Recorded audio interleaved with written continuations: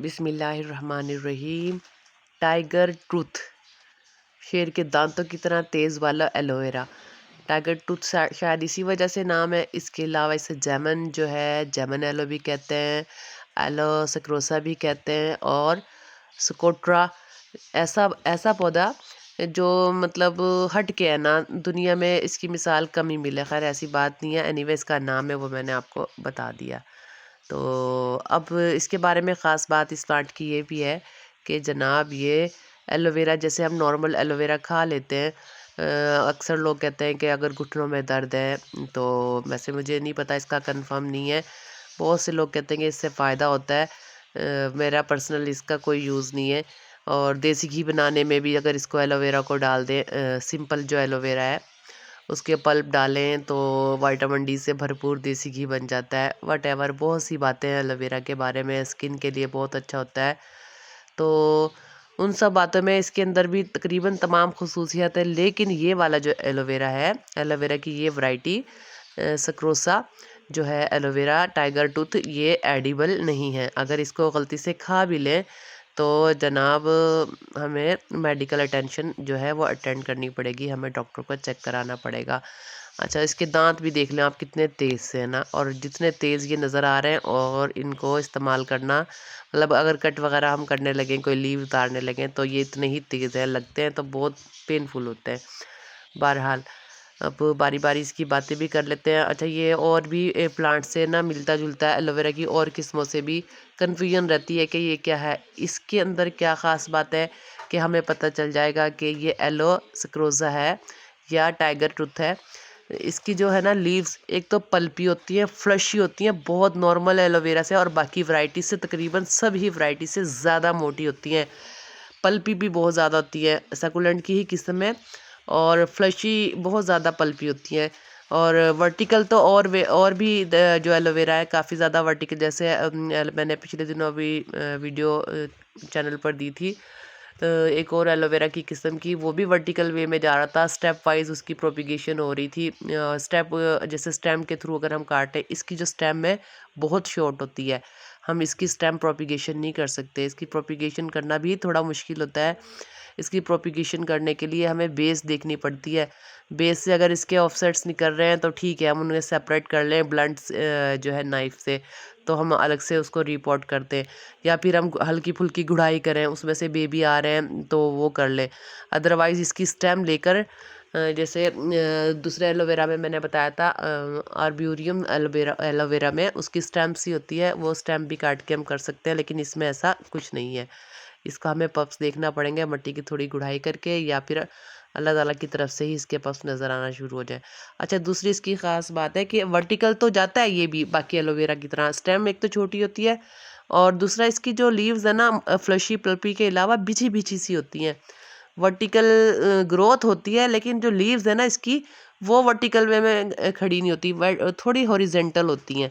और जो है निकलती इसकी टॉप से ही हैं, वन बाय वन लीव्स निकलती रहती हैं, जैसे नॉर्मल एलोवेरा की निकलती है। तो 12 समर में ये डोरमेंसी में चला जाता है प्लांट, और अगर ज़्यादा ही ठंड हो तो ब्राउन ब्राउन सा भी हो जाता है। और धूप में रखें, अच्छा सा मौसम हो जाए, तो जनाब ये जैसे अब मार्च अप्रैल से इसके ऊपर अच्छी खासी खूबसूरती आ गई है, ग्रीन हो गया है। सर्दी में फुल डोरमेंसी में था, पिंकिश सा कलर, ब्राउनिश सा कलर इसका हुआ था, अब ज़रा कलर इसका बेहतर होना शुरू हो गया है। लेकिन अभी तक इसके जो ऑफसेट्स या पप्स इसके जो बेस से निकलते हैं, ऐसा कुछ नहीं निकला, ना ही मैंने इसकी गुड़ाई की। अलबत्ता ये है कि बड़ी उम्मीद है। स्टार्टिंग में जब मैंने इसकी रिपोर्टिंग की थी, तो तब एक पप निकला था, वो मैंने लगाया है। उसको मैंने अभी देखा नहीं है कहाँ लगा हुआ है, ख़ुद भी लगा कर भूल गई हूँ, इतने ज़्यादा प्लांट्स हैं। तो बहरहाल अच्छी ग्रोथ। अच्छा, दूसरी बात ये, बाकी एलोवेरा की तरह इसका ग्रोथ रेट है ना वो बहुत स्लो है, बहुत जल्दी जल्दी ग्रोथ रेट इसका ग्रोथ रेट जो है कम है बाकी एलोवेरा की निस्बत।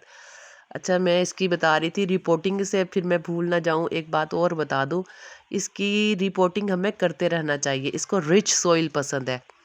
रिच सॉइल अगर हो ना, तो तब ये अच्छा सा फ्लरिश करता है, अच्छी सी इसकी सेहत रहती है, बढ़ता है, फलता फूलता है।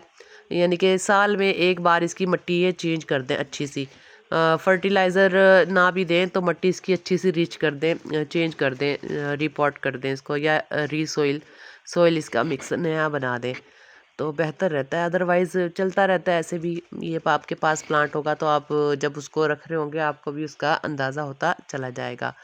फिर अब पानी की बात कर लेते हैं। पानी जनाब, इसको आम नॉर्मल एलोवेरा की निस्बत इसको पानी ज़्यादा पसंद है। इसको पानी हमें देना पड़ेगा डेली। डेली हम इसकी बेस में पानी डालेंगे और रूट्स जो है इसकी ना सही अब्ज़ॉर्ब करती हैं पानी। स्टेम तो इसकी होती भी नहीं है, तो रूट्स में अच्छी सा ये पानी एब्ज़ॉर्ब करेगा, तो हमें इसको डेली ही पानी देना पड़ेगा। मिट्टी ख़ास तौर पे हमें ऐसी सिलेक्ट करनी पड़ेगी जिसमें वाटर रिटेन जो है ना हो। देखिए ह्यूमिडिटी इसको पसंद है, इसका मतलब ये नहीं कि हम इसकी ऐसी पथरीली सी मिट्टी बना दें जिसमें पानी रुका ही रहे, फिर ये रूट रॉट की तरफ चला जाएगा। हमने इसकी मिट्टी को ह्यूमिडिटी वाला रखना है, लेकिन वेल ड्रेनेज सिस्टम के साथ अच्छी सी वेल ड्रेनेज हमें इसकी करनी ही पड़ेगी। डायरेक्ट सनलाइट में हम इसको रखें कोई कोई, अगर ज़्यादा हम इसको पानी देंगे तो जनाब ये जो पत्तियाँ पीली होकर गिरना भी शुरू हो जाएंगी, और अंडर वाटरिंग भी इसके लिए बेहतर नहीं रहती है। ना ही अंडर वाटरिंग को और ना ही ओवर वाटरिंग को।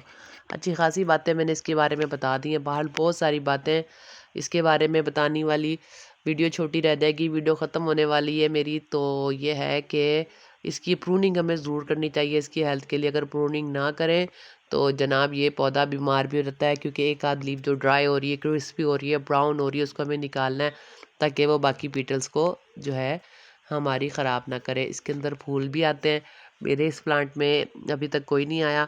फूल आने के लिए अच्छा सा माहौल इसको चाहिए होता है, जो इसको नहीं मिला। अलबत्ता हाउस, ये तो मैंने घर में ही रखा हुआ है। हाउस जो प्लांट होते हैं इस एलो के सकरोसा के, तो वो कम ही होते हैं। अलबत्ता जंगलों में अगर उगा हुआ हो तो बहुत ज़्यादा फूल आने के चांसेस कंफर्म होते हैं कि हो जाएं, आते हैं। घर में बहुत कम होते हैं चांसेस आने के। मेरा ख्याल अच्छी खासी बातें मैंने बता दी हैं। डिवीजन से इसकी प्रोपिगेशन हम करेंगे, और कोई ख़ास इसका मेथड नहीं है। अगर नहीं इसके बेस में आ रहे हैं तो फिर हमें फिर रिवाइज़ कर देती हूँ। हमें थोड़ी सी गुड़ाई करके चेक करना पड़ेगा बीबीज़ को। चलिए, बहुत शुक्रिया। अपना और अपने प्यारों का ख़्याल रखिएगा। इस एलोवेरा के बारे में, स्क्रोसा के बारे में, टाइगर टूथ एलोवेरा के बारे में कोई भी बात हो कमेंट बॉक्स में पूछ सकते हैं। अपना और प्यार अपने प्यारों का ख़्याल रखें। अल्लाह हाफ़िज़।